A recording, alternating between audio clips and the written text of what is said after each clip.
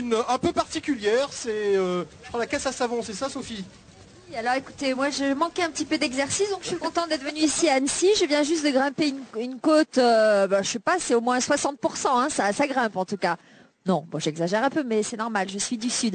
Alors la caisse à savon, c'est donc un sport, me dites-vous voir, un sport européen. Bien sûr, c'est un sport européen puisqu'il y a une fédération française de caisse à savon et une fédération européenne qui regroupe 7 pays européens. Alors ça consiste en quoi, monsieur? Oh là là, il y a une voiture qui est partie là, oh là là là là là là là là là là, c'est cata, est-ce que le départ avait été donné? Je ne sais pas, non, je ne pense pas, mais... Est-ce qu'il... Oh là là là là, est-ce qu'il y a du frein, des freins? Il va s'arrêter en bas sans problème, voilà. Donc, il faut faire sur la deuxième qui est partie, c'est un carrioli, c'est un peu spécifique, c'est tout en bois et il y a un pilote et un freineur. Et le freineur est à l'arrière et c'est le seul qui maîtrise le freinage. En fait, c'est une sorte de luge à roulettes. Voilà, c'est des petites voitures sans moteur qui sont fabriquées individuellement et on organise des courses de qualification et un championnat. Le seul problème, c'est qu'il faut des pentes, hein, sinon ça marche pas. Voilà, le seul problème c'est ça, c'est qu'il faut des pentes et qu'il faut surtout les remonter de temps en temps. C'est ce qui est le plus dur. Très bien. Julien, vous êtes à l'arrivée, ça se passe bien? On est à l'arrivée avec Amel qui est impressionné par ce qui se passe. Ah bah oui, surtout que je suis dedans, ça fait peur déjà, même immobile alors.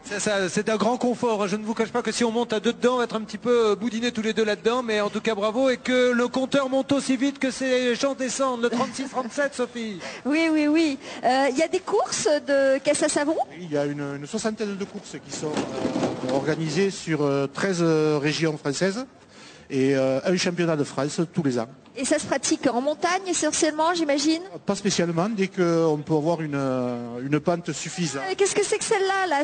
Comment elle s'appelle? Ça c'est un peu spécifique, ça c'est un side.